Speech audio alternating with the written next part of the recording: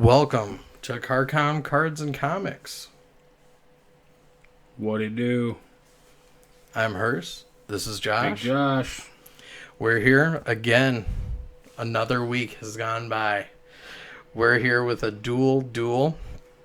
Again, if you don't know, we each bring a fighter to the table. We have to argue why our fighter would win over the other fighter, regardless if it's feasible or not.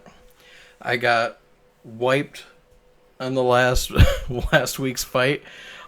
Swept the floor, if you will, or mopped with the rag man. But this week we just threw out that our character had to have a hat or a helmet as part of their design. And just anybody and everybody is fair game in this one. We always check with a third party to see if we choose the same person just in case. And fun fact, this is the first week where we did pick the same character.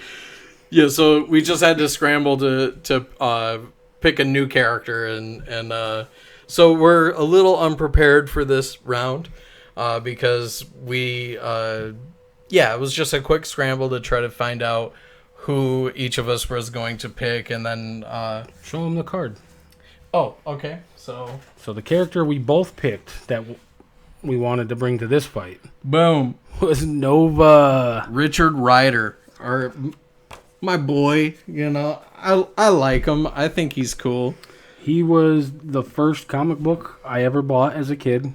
Oh, nice. It was probably volume 2, I'd guess, issue 1, because I had the regular cover and I had the shiny gold cover. I found them at a yard sale for $1 a piece.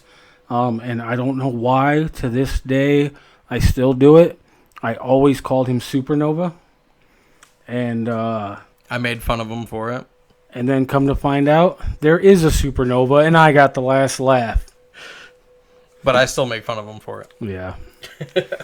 So we were both going to bring Nova to the table, which is kind of funny. But now we both have different characters. And we both picked the Richard Rider version, not Sam Alexander and Richard Rider or whatever. Right. So it was just way too funny that we both chose old Helmet Head. But so who did you think I was going to bring this week? So when we talked hat or helmet, I thought there was a slight chance you were going to bring Nova, even after I did Nova. So after we now thinking about it, and you have a new character, hat or helmet. Maybe you brought what's his name, the original Flash, not Barry Allen, but oh, okay. Oh man, what's his name? Wally West? Not Wally West. No. Oh. Man, it's gonna bug me. I'm gonna look it up. Okay. I know who you're talking about, though, with the little... the metal helmet with the feathers. He's wearing a HUD cap. Basically. I said HUD cap, but it's hub. Well, he's so fast, he might see things in that thing. I don't know who knows. Yeah. Jay Garrick. Man, that was Jay going to Garrick. bug me until I got that. Well, no. I didn't bring him, and I didn't bring Kung Lao. Even though I was really considering Kung Lao, I thought that would be really interesting to bring a Mortal Kombat character to the fight. But let's see. I thought we did bring up Jonah Hex in the last fight, so I kind of was thinking maybe it would be Jonah Hex that you're bringing this week. But let's see, if I had to narrow it down. I got nothing. Okay. So, I don't know. Go ahead. Who'd you bring? My character goes by many names, acronyms, if you will. The Mad Hatter? No. Oh. The best way to describe him as when it comes to hats or helmets, anything he wears is a hat or helmet. Okay. All right. That kind of took me to a weird spot. I really Just can't you give saying away that. much more information than that, so Okay. I'll just show you who I brought to this fight. Okay. Let's look at the monitor. Oh my gosh. I got my boy MODOK. So MODOK. he doesn't, I mean, he's all head, right? So anything he wears is going to be a hat.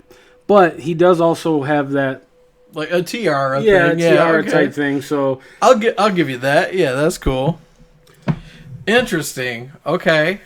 and when I say he goes by many names, he goes by MODOK or MODOK with a C or BRODOK. For those who don't know what BRODOK stands for, that's bio-robotic organism designed only for kissing. Oh my god. And yes, that is an actual thing. Look it up. So, who'd you bring to the table? Okay, so I brought a guy that was seen in a Marvel movie, but not the MCU. But he was the OG in Professor that X. movie. No? Oh, okay. I guess Cerebro would kind of count as a helmet, huh? So would Magneto. Interesting. I did not even consider them at all. Okay. But no, this one, he's started off as a non-Marvel character in the 40s. And then Marvel gained the rights to the character by publishing him for so long. And basically, he even went through a name change because another character took over that name and popularized it. You got Cap? No, we have the original Ghost Rider, Oh. Carter Slade, the one from the Old West. Okay. So he was the original Ghost Rider. He's not a spirit of vengeance or anything like that. He does not have the powers of Ghost Rider, but they just liked that name, I guess. So when the Blazing Skull and Ghost Rider were out about the same time, they kind of melded those two characters together to make Johnny Blaze. An amalgam, if you will. An amalgam, if you will. And I will, you know? But I've always liked the golden age of comics, and I think this character is really underrated. And so I really like him, so that's why I'm bringing him to the table. I don't have any of his pre-Marvel comics, but I do have his first appearance as Ghost Rider in Marvel.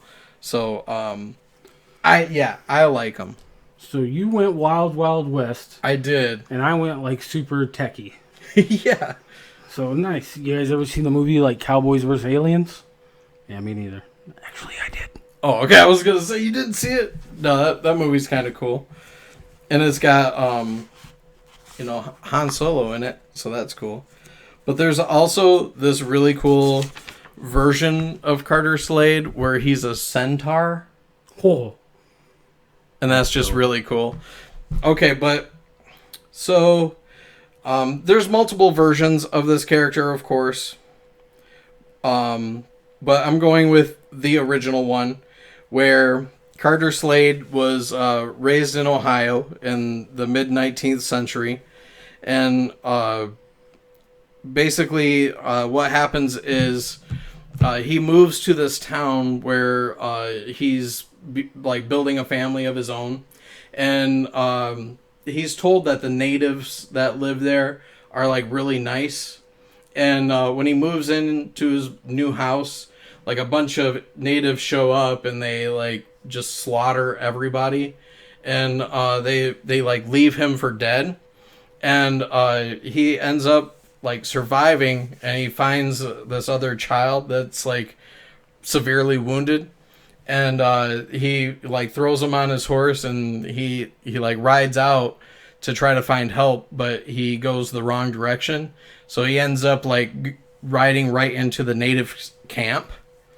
And then he finds out later that it wasn't the natives that actually attacked his village. It was white men that were dressed as natives to just... Tale as old as time. Yes. So, but the kid that he was trying to save ends up actually dying, and it like throws him into this like rage against these criminals, and he becomes a vigilante. But later on, he does actually die and like gain like the ability to walk through walls and stuff, and use like spirit weapons instead of just the normal pistols. Okay. So like it's pretty cool like to have this like ghost, actually like hunting people down. And I always thought it was kind of cool that like back then a lot of the characters from the Western comics didn't really have powers per se, but like him being a reanimated ghost actually gave him a lot to work with. So that's why I think he was unique and interesting. Okay. Well, MODOK, one of my faves. And that's more of a recent thing too. Like I don't know why. It's just the more I look at MODOK, the more I absolutely adore him. He's so cute. His big head and his tiny limbs. I don't know. It's almost becoming like a fetish thing at this point. I don't know. All these big head characters, I have to have all their comics. His first appearance, Tales of Suspense number 94. I don't have it. If any of you want to send it to me. P.O. Box 22217, Lansing, Michigan 48909. Not a sponsor. So MODOK's the leader of AIM. Well, he became the leader after he killed the people who made him. So their goal was to create like a super smart person. And they succeeded because MODOK has the world's largest brain. The problem is it outgrew his entire body to the point where his body could no longer support the weight of his head. Which is why he rides in the awesome chair, which is called the Doomsday Chair. Oh. Which the chair alone has like its own weapons. It has like rockets and it can shoot laser beams. It's pretty cool. He has, of course, superhuman intelligence. I mean, you better hope so with that big of a head, right? Yeah. He can focus his mental power so much to where he can shoot like laser beams or like pulse beams out of his forehead through that tiara he wears. So by concentrating his thoughts enough, he can actually turn that into a weapon. He can use telepathy. He can mentally control people or even large groups as long as he's focused hard enough. He can generate force field that can withstand small nuclear explosions. Damn. Okay. I don't know. I mean, I guess like World War II nukes as opposed to nowadays nukes. So, but yeah, other than that, I mean, he's rich, so he has like a ton of resources at his disposal. I mean, he has a personal army. I know this is a 1v1 fight, but these are just things he does have at his disposal. And then just advanced tech, so see how this future versus the now, past. was he still rich even after the divorce that just happened in the TV show? So the MODOK series, yeah, they strayed quite a bit from the comics, or all the way from the comics. Other than his voice sounding like Patton Oswalt, I'm sure that was always the intention since forever. I mean, I can't not hear Patton Oswalt when I look at MODOK, even before. Right. Like, now that I think about it, like in the past, seeing him in old, like that Marvel Superheroes cartoon that used to come on, or old appearances in other shows, I don't even remember what those voices sound like. I'm pretty sure it was Patton Oswalt. It should have been if it's not. So, like, what kind of powers? Like, what could he do? Well, being intangible probably helps a lot. With being basically immune to all of the actual firepower that you're bringing, but the mental side of it, being able to shoot the mental beams. I don't know. I don't think he really has any type of way to get around that. Let's see if there's anything else in here. Carter Slade can actually be intangible and shoot ethereal energy from spirit guns, and he has other ghostly powers which he grants to his descendants. So he can enter people's bodies. His descendant, he actually would put his consciousness into his descendant. Okay. I don't know how that would help or not help in this instance, but he was a skilled horseman, champion boxer, and became an excellent marksman with his revolvers. He's fairly skilled in acrobatics for both fighting crime and pulling off ghostly deception to confuse people. Okay. So so he would hide in the shadows a lot and then use his intangibility and jumping to seem like he's all over the place because he was all over the place. So the way I see this battle going is if it's a ranged fight, your guy don't stand a chance. He has to get in close. Well, with the spirit guns and being a marksman, that helps. Do the force fields stop those weapons? Being ethereal, I don't know. They're way ghost weapons. They're not conventional. Yeah. So my way of thinking would be, your guy would have to get close to travel through the force field with his intangibility, and then just linking him. Okay. And I think that's possible. Absolutely, because he can hide in the shadows. Yeah, and just be intangible. That helps you just get anywhere you really want to get. Right. But now, obviously, MODOK, being as smart as he is, he has the exceptional ability to calculate probability. So he might be able to figure that out. Yeah. Does he have Peter Venkman's number on speed dial? He probably should. Yeah, because who is he gonna call? Right. Brodok. Oh, okay. Yeah, because your guy's gonna get in close and Brodok's gonna kiss him. Yeah, I don't know how I feel about that. So I guess if your rider could confuse him with dipping in and out of the shadows, and it would have to be a short, fast game, I feel. Because eventually MODOK's going to catch a pattern, or he's going to catch something that no one else would pick up. But I can shoot him in the head. Because basically, if I shoot him in the back, I'm shooting him in the head. Now, do mental powers work on ghosts? Could I mind control him? I don't know. That's such a good question because, I don't know. It doesn't really say anything about, being weak to that. But also, I just want to say that this character was created in 1949 by Dick Ayers. That's just cool. Yeah, I respect it. One of the oldest, probably, comic book characters around. Well, Namor's 10 years older than that, So, it's just crazy to think, though, that, before 1939, Superman came somewhere in between there. Yeah, Superman was before Namor, but Namor flew before Superman ever did. With his little foot wings? Yeah, that's why he had those, I guess. So he was actually the first superhero that could fly, is Namor. Fun fact, and I promise. Superman got jealous, and DC got jealous, and they were like, you know what? Our guy should fly too. Yeah, come on. Maybe he's jumping over buildings in a single bound. Maybe he's going to jump so high, he's just never going to land. Right. Unless he wants to. Right. Yeah, I don't know where that all came from. I don't know why we're going on this. So, let's see. Trivia. No, nothing.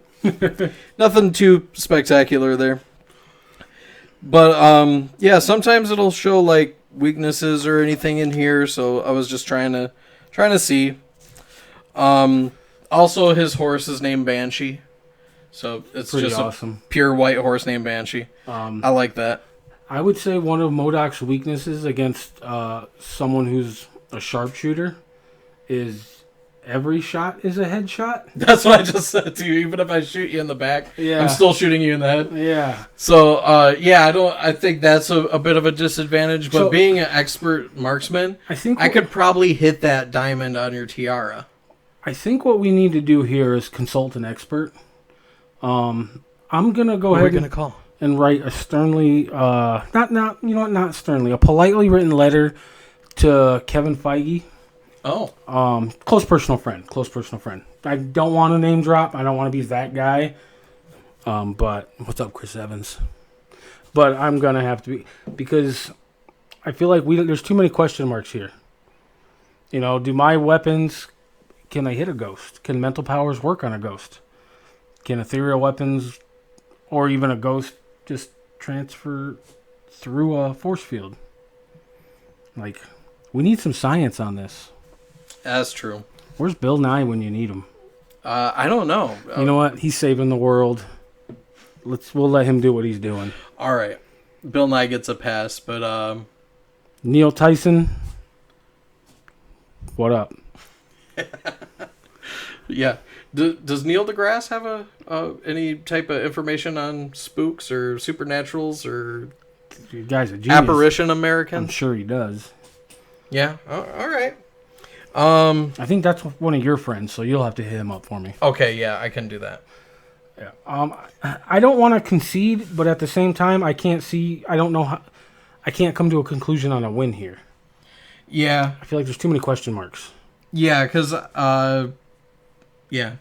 just because of force fields, I feel like I can get in through the force fields, but can I mind control a ghost? Yeah, because I mean, that's ultimately what it comes down to. Yep.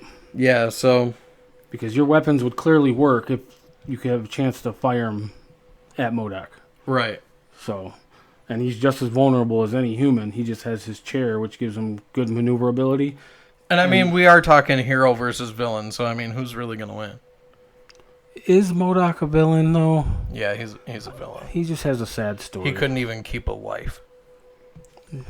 I'm just kidding. Dang. I know, that's terrible, because, I mean, Carter Slade couldn't even keep his life, right? So yeah. I mean, that's worse. I'm on my second marriage.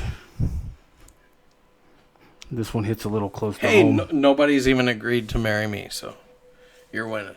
I beg to differ. Maybe. I have on multiple occasions. Oh, okay. He just says he can't go with the bigger beard. Anyway. Yeah, okay. What do you guys think? You think OG Ghost Rider, MODOK, MODOK Superior? Who wins? I mean, we could go as far as the movie version, where he actually turns all aflame and is a spirit of vengeance. We could go that route if you really want to. I mean, it is Sam Elliott. I know you're a Sam Elliott fan. Hey, man. If you haven't seen The Big Lebowski, do yourself a favor. Watch it 42 times. Yeah, the dude likes his what do you say, style? Yep. I like your style. He's like, thanks, dude. I like your style, too. I don't know how good of an impression that was, but yeah, so I guess we'll just call it there. I mean, I kind of feel like I won this one. I'm sure he feels he won this one too. I can't concede. I feel like there's just 2 or 3 big what ifs that if we got some answers, we could probably come to an actual conclusion. All right. But I refuse to concede this one because MODOK is my boy. He ain't losing to no cowboy. Oh, it's like that. Okay. On that note, I am out of here. I'm going back to the saloon. All right, well, for next week's battle, let's come up with something similar like we did this week. All right, well, I chose hat or helmet. What do you got for me? Let's go with our next character has to be someone with an odd number of limbs. An odd number of limbs. I can't think of anyone off the top of my head that even has that, but I'm gonna figure something out. How many limbs does Shumagarath have? 5? Okay, Starro. Starro's got 5. There we go. So, Maybe we'll see the giant eye. All right. So, yeah, try to make your predictions, I guess, or let us know what you want to see. Give us a trait. Maybe we'll use it in the next episode or a future episode. Who knows? You going with me to the salon? Yeah, I gotta get my beard straightened. All right. Peace out, guys.